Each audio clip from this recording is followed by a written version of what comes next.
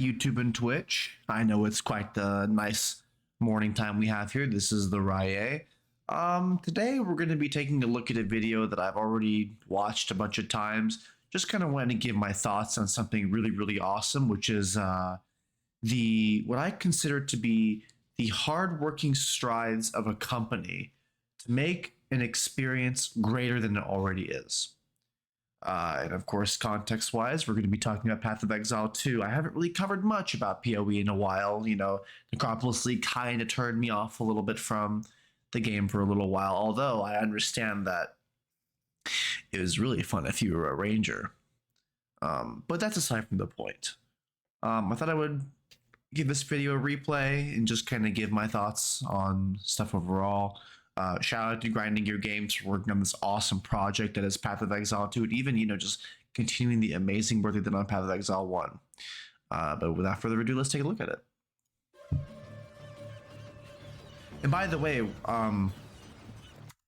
before I start this, before the initial console trailer came out and this dev diary, I don't remember if it was the interview with Talkative Try or Woody or who it was, but they said that they had absolutely no plans at that moment about what they were going to do about this game being on console. If it was going to be like a year after PC, they were actually, as far as I'm concerned, unless I'm crazy, almost 100% sure that there was going to be no simultaneous release for consoles and PC, nor any plans for crossplay. So either that was a facade to make it a big reveal later, or they really just were not planning it and they said, you know what, guys,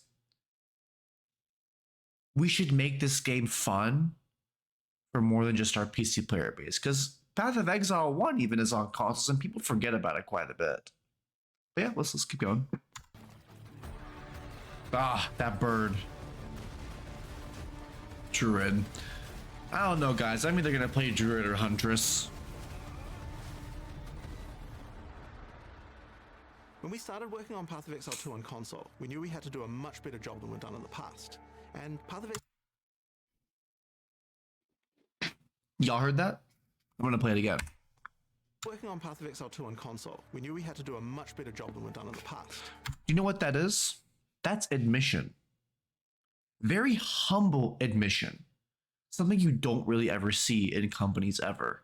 Yes, I'm fanboying, okay? Yes, I am a casual even at this game. I don't care. Integrity is everything. And so when you say something like that, which by the way, what he's saying is not wrong. So I've actually I lied a little bit. My first ever true ARPG that I tried to play was actually Path of Exile 1, but it was on a PS5 I had just bought. And I put that game away after 20 minutes. Not because the game was bad or because, PoE's complex, because honestly, I played Diablo 4 right after, and I went right back to PoE when I got a PC. But just the console experience in Path of Exile 1 is not good. The auto-targeting is very finicky. There's a lot of button inputs, and there's a lot more ambiguity on what does what.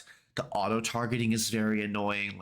There's a lot of factors. And actually, what I'm even saying isn't even the half of it, because there's a lack of crossplay and not as many players, I'm sure, and I could be wrong, the standard experience or hardcore experience for probably doing trades and all that is probably really bad too. I bet you a lot of things are way more expensive on console versions than they are on PC, at least in terms of the PoE economy.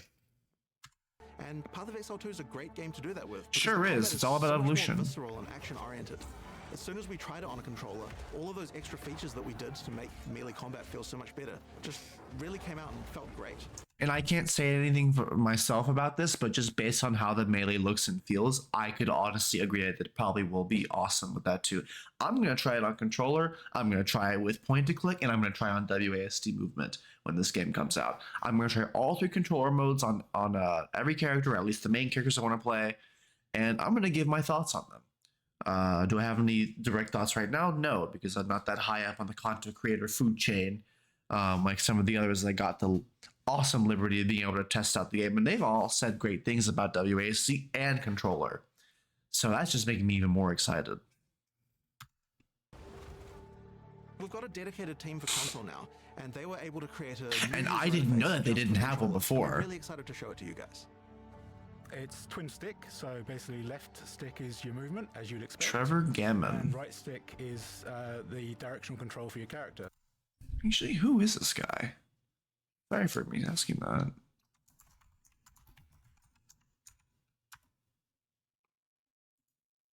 Oh yeah, I know he works for Grinding Gear, but what did he do before? Rush Digital. Okay, so he actually has worked for Grinding Gear Games for a long time. So he was okay. So he was originally on the PoE mobile team. That's wild. We have not heard anything about that at all. Okay. Well, I would love to see PoE mobile come out at some point, but I mean, if it can't, it can't. So he was in the mobile team, that he went to becoming the game director for console. That's quite the jump. That is quite the jump. And he's only been doing the console directing work for about a year. So look, man, if you, which I'm assuming to some degree, are able to push this kind of change, I give you a lot of props, my friend. You're awesome. Rush Digital, what kind of games have they made? Does it say anything about it? Or is it just oh, it's just a software development company. Okay, so he didn't really have any gaming type experience except for that in Game Loft. What does that? I feel like I'm stalking this guy. What's wrong with me? So it allows you to do things like run backwards and stuff like that. It also overrides the auto-targeting. That's so it allows good. you to actually manually target enemies. I wonder if giving you much the greater auto control. targeting is toggleable, because I'm sure it might be good on some It works skills. in combination with the keybinds. So we've got 24 keybinds that we have for the game, which sounds a 24. bit daunting. But the way we kind of manage that is each skill that you gain is basically given a default bind, and then you can choose to override that if you want, if it's completely in the player's hands to choose where they want to bind the actual skills. You have a look. Okay, that's interesting. I could be wrong. I know that there's some skill binding, like overriding in some games, but usually they're like toggleable, where you hold the button down and you change the skill. Like I know on Diablo 2 Resurrected, if you play it on like a console, or if for some reason you play on Switch, which I've done, you'll like hold, I think, ZL or whatever, and then that'll pull up a different prompt. But as soon as you let go of ZL, it goes back. So maybe you might have to remember, because that seems to be just like a click toggleable one, that you might have to remember to switch back. A lot of freedom with regards Just my to the guess, design of though. your build, because that is the nature of the game. Is like we need to allow that flexibility for players to create whatever they want to play. That's true. And since this video, they've actually brought up more stuff. So I think, as far as I'm going, like, could be wrong, they're removing color restrictions on skill gems. And that honestly might be one of my most favorite changes, because my thing of it is like, does it really add complexity to have restrictions? No, it just adds fluff. Like if I need to have like there's already complexity, right, with how I want to link these 6 skills together, right? But then having to keep re-rolling for the exact color sockets or crafting for it, that's not really adding complexity. That's just a bit of fluff, and not necessary fluff. So you know what?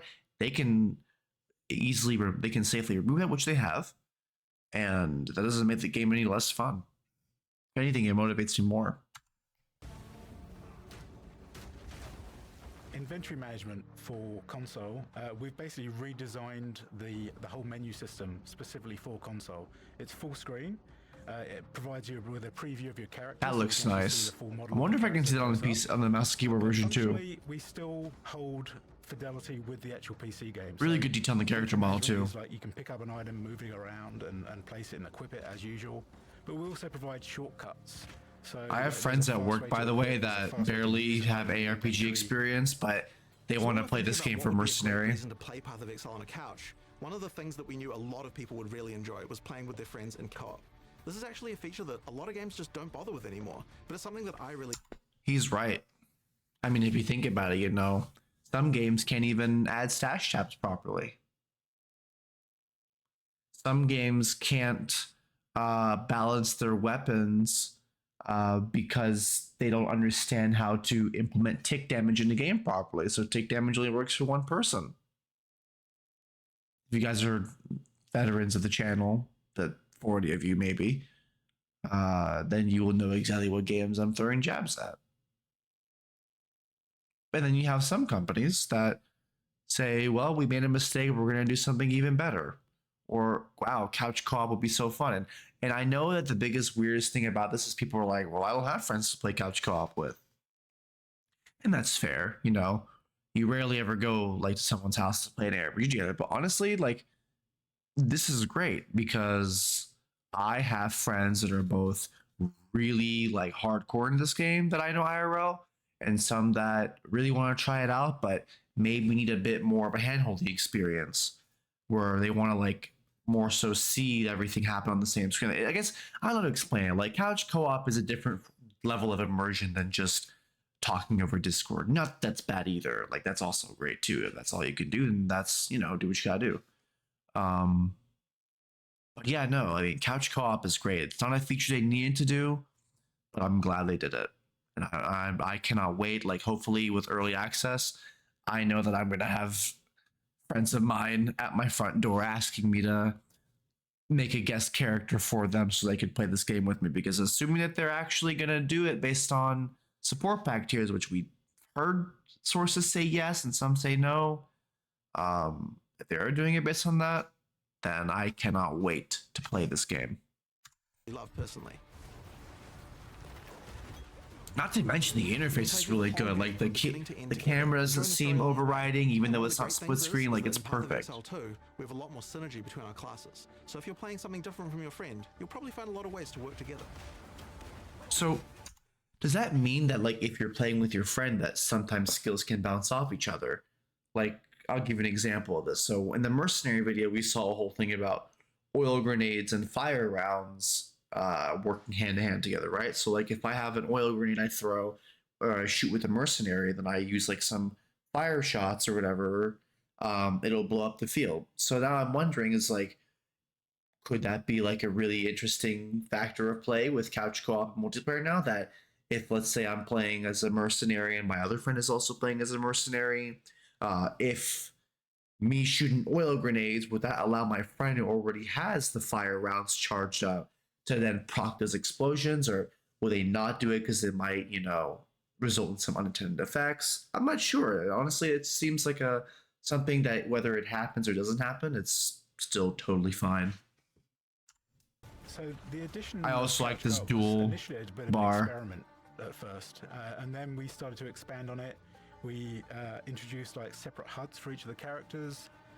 And then once we got the camera system working with two characters, it really started to kind of come together and play really nicely. So then we keep forgetting, is that beach area the Act 3 area? I don't know much about like the regions of this game in terms of PoE 2 as much, but if I were to guess, that seems like the area for Act 3 because we only really know about those. I know that like we know that like Act 1 obviously is like not too far from where you get executed. Iron Count's your final boss. Act 2 seems to be in the desert. I think the Vastiri Desert is what it's called. I could be wrong. And then we know a little bit about Act 3 from...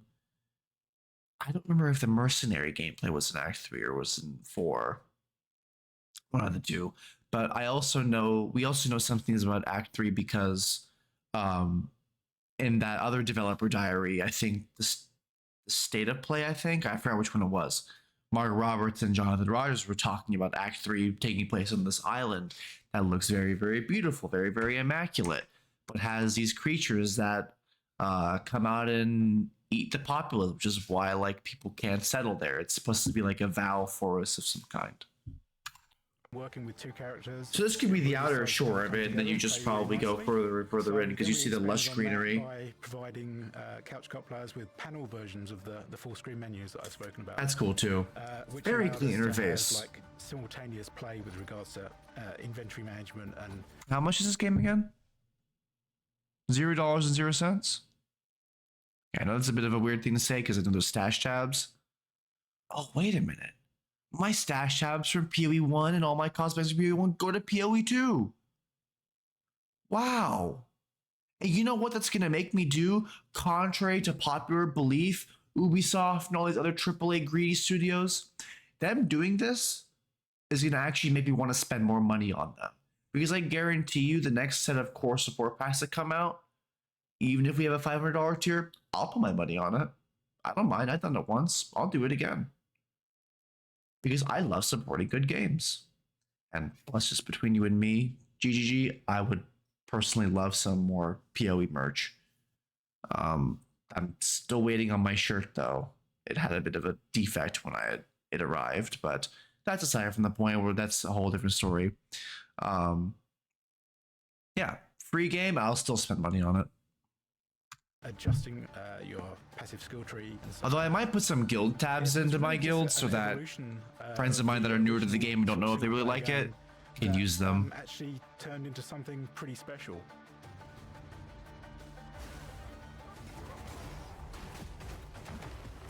So logging in with Couch Co-op's pretty straightforward. Like you log in as normal with single player. So let's see that real quick.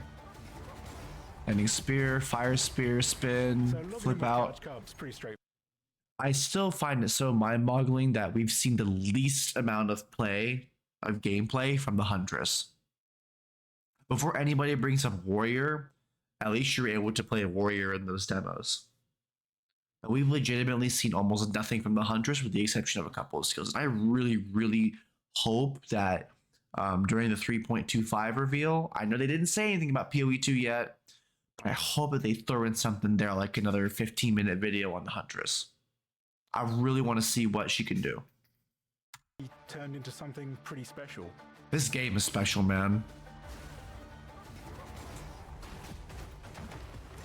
So logging in with Couch Co-op's pretty straightforward.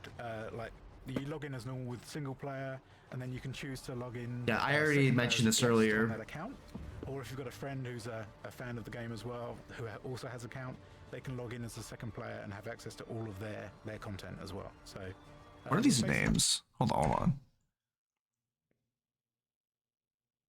Biv, Dialogue, Drud, Hunty, Mercy, Sorky. Oh no, we have a Mercy main. We have a Mercy main. Blizzard confirmed. Diablo 5. You can log in as a Alright, I'll stop being stupid. all of their content as well. So we've basically made it as flexible as possible to play any way you want to play. Well, you know what? I want to play PoE 1 on mobile. Really Alright, that's a dead meme. I'll stop. And it's available on console. That's a perennial king. And on PC as well. So it's. By the way, did you guys know those are hands under him?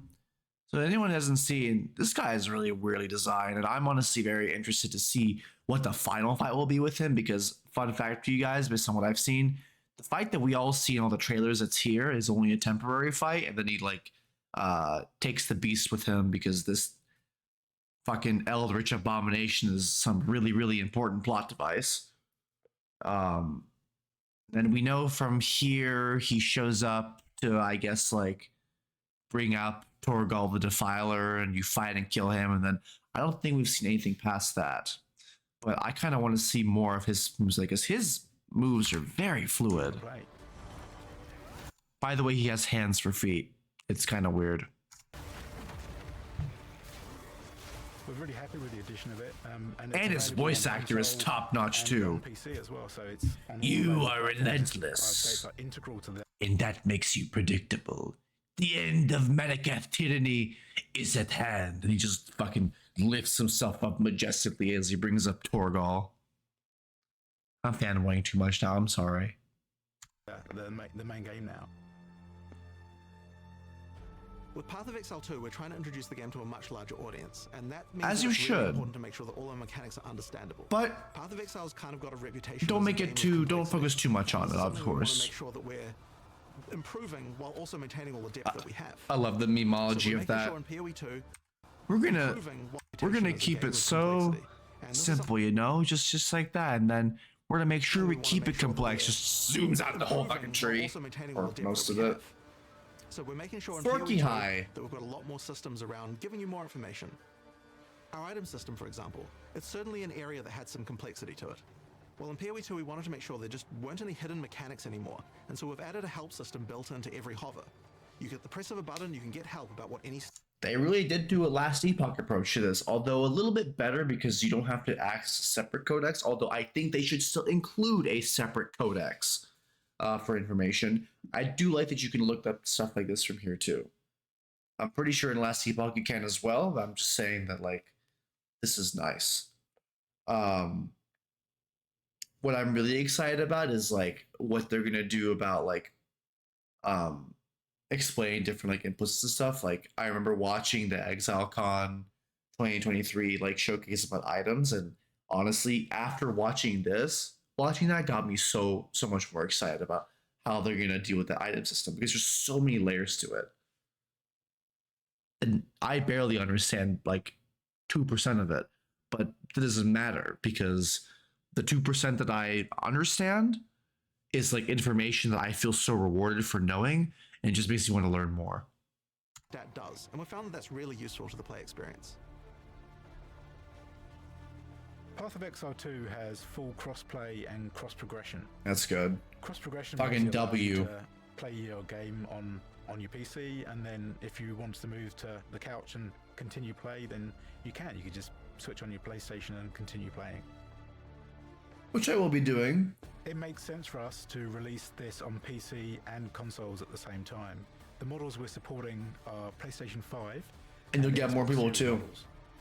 People around their office have had a huge amount of fun on the console version of PoE 2, especially with the couch co-op. We'll be having a beta on console simultaneously with PC at the end of the year. I'm really excited to see what you guys think. Yeah, I'm really looking forward to... Can I have that jacket, please? When they're playing Path of Exile 2. I want it. Need more PoE merch.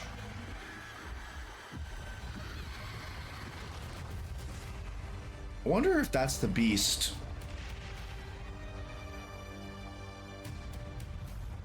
Late 2024. That's all good and all that.